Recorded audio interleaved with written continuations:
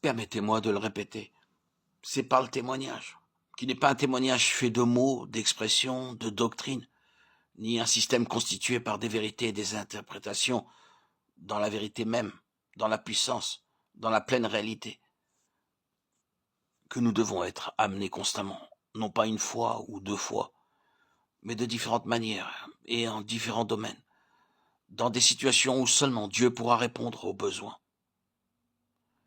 Il est le Dieu de résurrection, qui seul peut ressusciter les morts. C'est cela le témoignage. Et ce n'est pas quelque chose dont vous pouvez entendre parler et vous en saisir. Ne vous y risquez pas.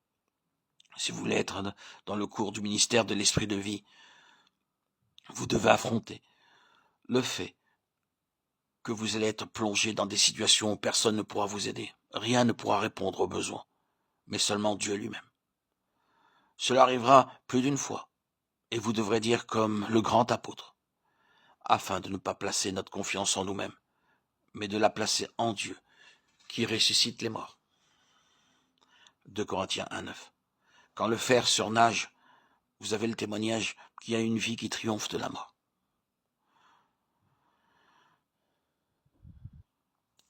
La succession dans le domaine spirituel est une question de vie.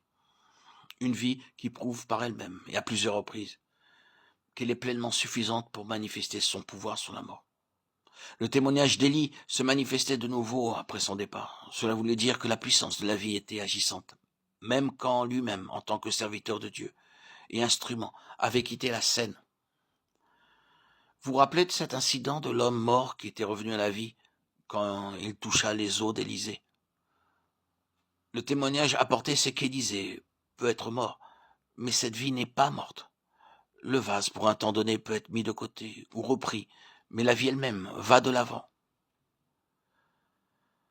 Si elle touche ce qui est mort, elle le restaurera en nouveauté de vie. C'est le grand principe de la succession spirituelle. Le principe de Dieu, c'est la vie. C'est ce que je veux souligner. Vous ne pouvez pas avoir de succession concernant les ministères personnels ou certains instruments particuliers. Vous ne pouvez pas avoir la garantie que la chose ira de l'avant pour accomplir le dessein original en nommant des successeurs. Il doit y avoir un témoignage de vie. Et il vaudrait mieux que les choses cessent quand la vie qui était à l'origine n'est plus là. Nous ne devrions pas essayer de préserver une chose qui n'aurait plus en elle-même cette vie de Dieu.